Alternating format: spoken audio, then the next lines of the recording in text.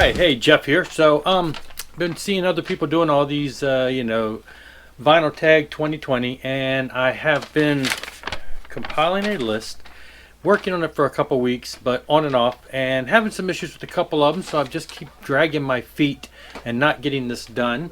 And some of them that I'm like, I don't really have an answer for that, or I don't have a great answer for that, or what should I answer for that? Well, I decided I'm just going to do it, and there are literally a couple of them here that I'm going to have to skip. I don't have a good response to it. I haven't been buying records long enough to have some of these, good examples, and maybe I've totally drawn a brain fart on some of the ones that could be answers, and you'll write in a note, say, hey Jeff, you have blah blah blah, and that'll fit that category. Anyway, I'm sorry, I wanted to go ahead and get it done, because here we are in February, and most everybody did these in January, and maybe I'm too late, but hopefully you'll forgive me. Anyway, so I went ahead and did what I did, and I wanted to go ahead and do it and get it out of the way, because I was interested to try this. I think I did one last year too, so why not? Anyway, so let's just jump right into it. Best find of 2019. That would be Dirk Wears White Socks by Adam and the Ants. This is the original 79 issue before it was released in America, with a different cover and different song tracks. And so I was just thrilled to get this, because I'm a big Adam Ant fan, and to get one of these original, I found it in the wild, and it was only for a few bucks, and it was in excellent condition. And for an album this old and just this cool, I was just thrilled to get this. So this was what I would call my best find in the wild for 2019. So, favorite album of 2019. Favorite album of 2019, I'm going to go with Flying Colors, their newest Third Degree, their third album. Came out a few months ago, and I'm still loving it. Big Flying Colors fan. If you're not familiar with them, or you didn't see the videos where I talked about them before, it's kind of a super group. It's got Mike Portnoy on drums. It's got Neil Morris on keyboards and singing some. It's got Steve Morse of Dixie Dregs and Deep Purple fame on guitar. It's just an amazing melodic rock group that occasionally have prog elements. So that's all I got to say about that. Go back and look up where I talked more about them in a previous video. So that's my favorite of 2019. My novelty record, Lenny and the Squig Tones. Lenny and Squiggy from Laverne and Shirley, if you're familiar with that show from the 70s. Michael McKean later went on to be the singer-guitar player for Spinal Tap, and an actor, and you've probably seen him in lots of movies and stuff. So this is my novelty act. It's a little thing they put together with the band. They played live. They did a show. This was a recording of the live show. And just for the record, no, that is not Peter Criss. It has been shown multiple times that that's not Peter Criss. Anyway, funny album.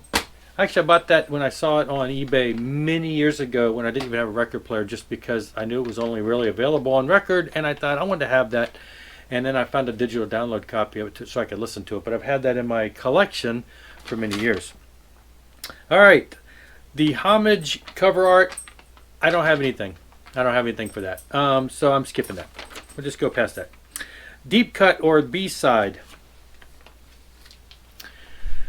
From Glass House, this is the album I got when it came out. I was a teenager, and for this, I think for the same Christmas that I got this this and some Kiss albums. So that's how diverse, weird my musical taste was.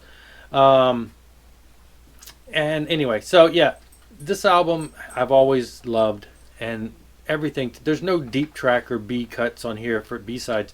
These are all great to me, but since there are songs that would be considered deep cuts that nobody knows, I Don't Want to Be Alone Anymore is one of my favorites. It's the first track on the second side, and it's just a great tune. This one I thought I wasn't going to be able to pull off. Something kind of funky. Maybe I'm stretching the boundaries here, but Funk Me Tender, Randy Coven.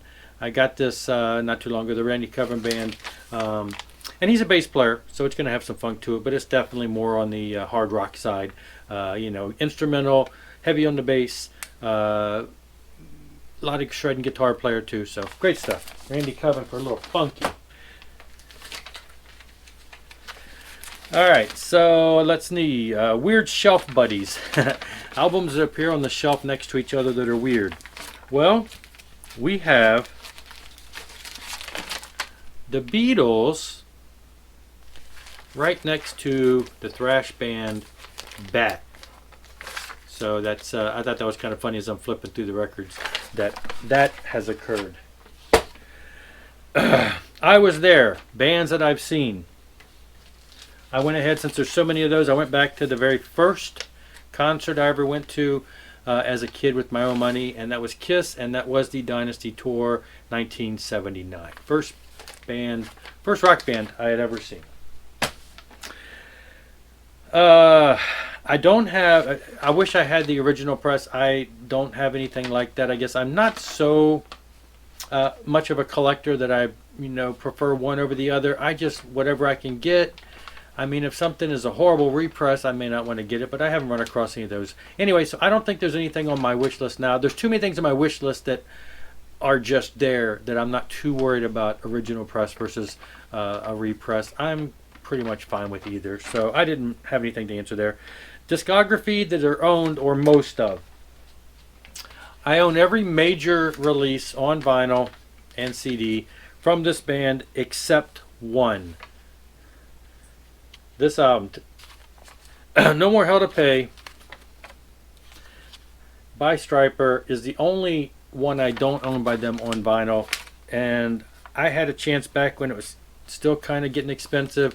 I was bidding on one on eBay. It was like up to $50, and I tried to buy it, but somebody outbid me at the last minute. Now these things are up to over 100. So one day maybe I'll find one, but that's the only one that I don't have to complete the major release. I don't have all their singles on vinyl, but I have a couple, and I have all their major releases on vinyl. This one was another one that I struggled with for a while, but I found something last minute. Unique center label.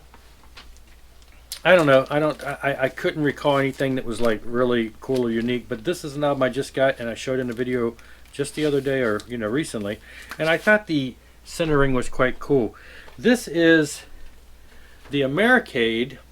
And the centering is not it's the label, not the band. But I just got this. It's a repress of a 1982 album, and I thought the label was cool.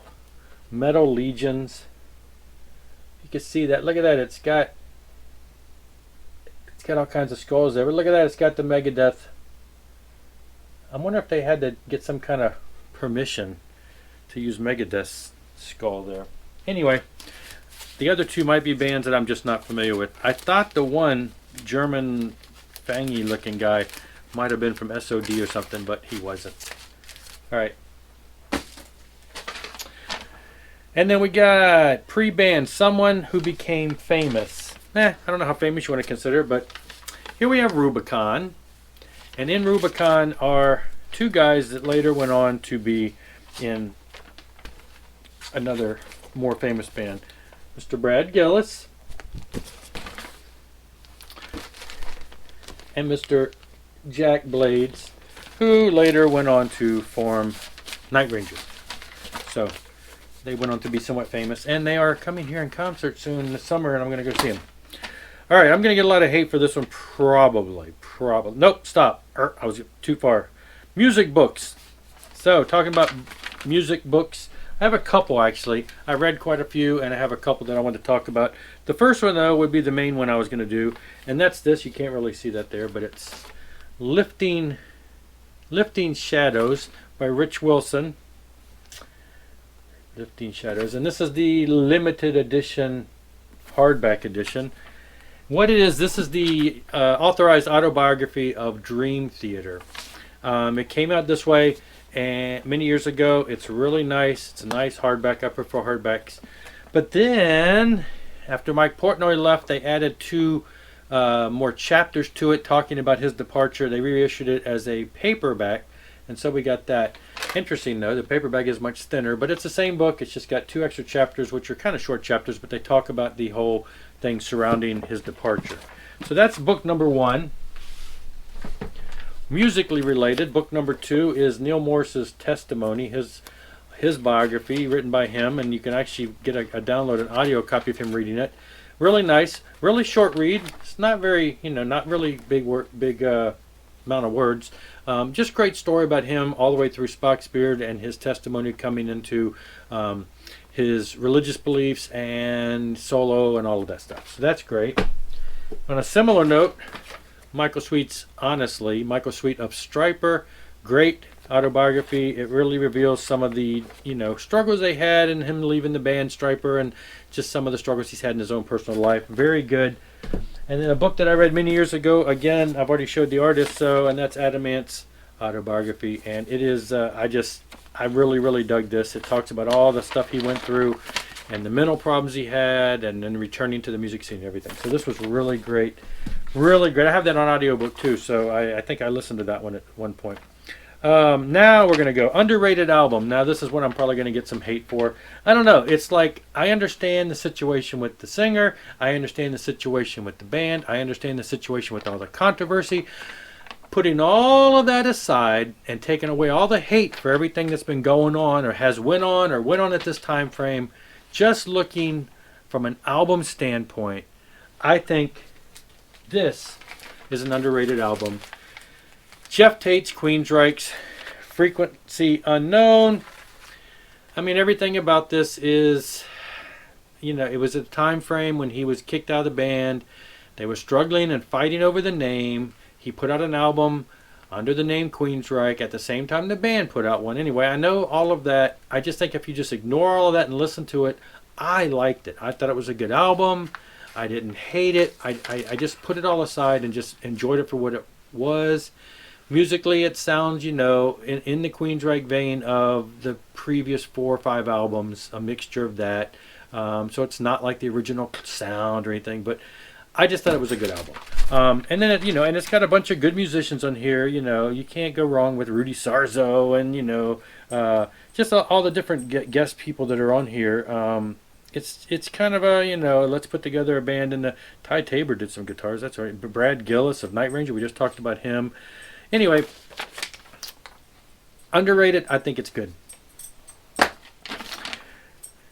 All right. Batting average. Consistently great. Now, if I gave you 3 guesses on who I'm going to say here, anybody who's watched me long enough would probably be able to guess it. I already mentioned the name once, twice, 3 times. Anyway, Neil Morse. This is his first album, Testimony. It matches the book we were just talking about. I'm a Neil Morse fan. I don't think anything he's done has been a problem. He's been consistently great since his first solo album, and even prior to that with Spock's Beard. But if I was to go back and look at his solo stuff, I personally think he's consistently great from this album back in 2002 or 3 all the way up into the albums that came out last year. And he put out 2 double record sets last year. So consistently great. All right, this is one of the ones that I had an issue with. A same album, different cover. Now I don't have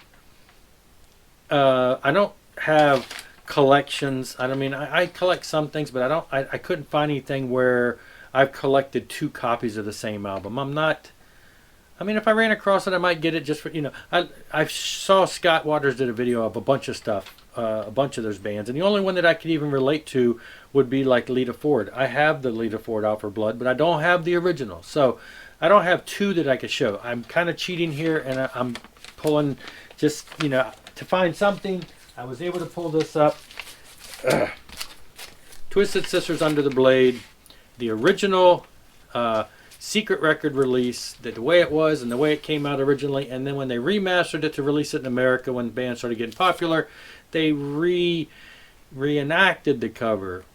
Same album, remix, is that stretching it too far? They didn't really re-record it, they just, remixed it. So it's the same recording, just in a remix style. I know, probably cheating. We're going to pass right by that as if that never happened. All right, favorite drummer.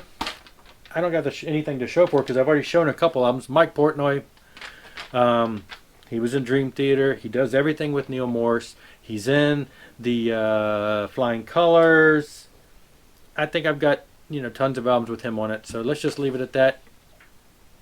He's in there. Mike Portnoy. Album that's turning 20 this year. I hope I did the math right. Alice Cooper's Brutal Planet. I love this album. Only recently got this on vinyl. And now all I need is Last Temptation, and I'll have the 3 major releases, which I guess some people say that's a trilogy. I don't have it, so I can't show it, and it couldn't fill my trilogy of albums. But anyway, so this is turning 20. Speaking of which, a trilogy of 3 albums with the theme. Couldn't find any that I have on vinyl. I'm strictly sticking to vinyl. Obviously, I have things on CD. My understanding is the Brutal Planet and the 3 albums around that, Last Temptation and Dragon Town. I guess some people say they're a trilogy. I'm not sure. I'm not sure if I 100% know that for a fact. I know around the time that he did Dragon Town, I read an interview where the next album was supposed to be connected, whereas Dragon Town showed the negative effects of things in the world. The next album was supposed to be the flip side, the positive and potentially positively spiritual aspects.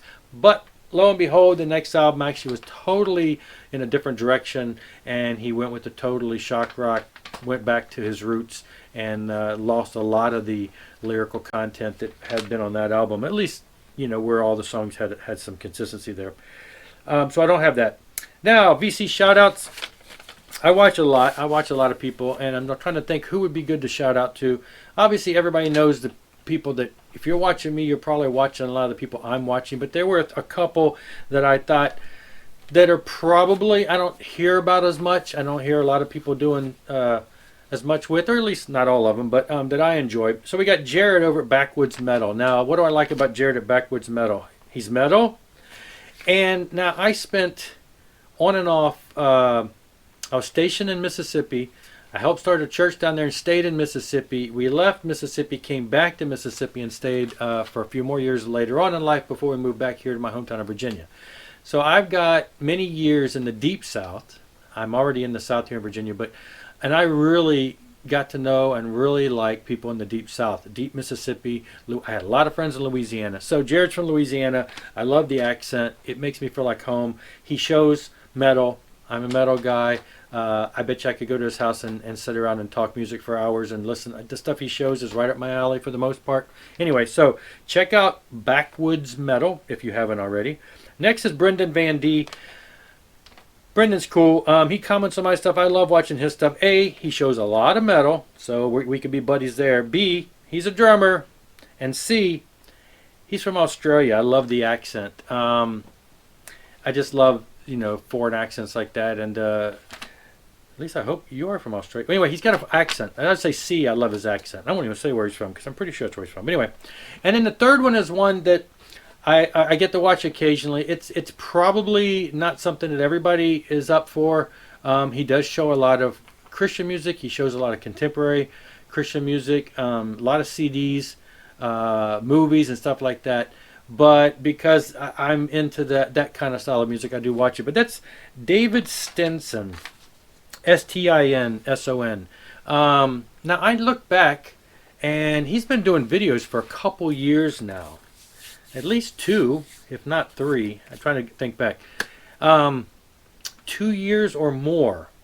And he has 12 subscribers. So I don't know if he recently lost a lot of them or what. But I haven't been paying attention to the numbers. But then I looked at them today. So go check out David Stinson. You know, it may not be up to your taste because of the music he's presenting. But, you know, give it a shot. Check it out. Subscribe if you feel like it. Anyway, that's it. Just wanted to give those shout outs and wanted to get this wrapped up. I'm done. Thanks a lot. Moving on to the next thing. Rock on. God bless.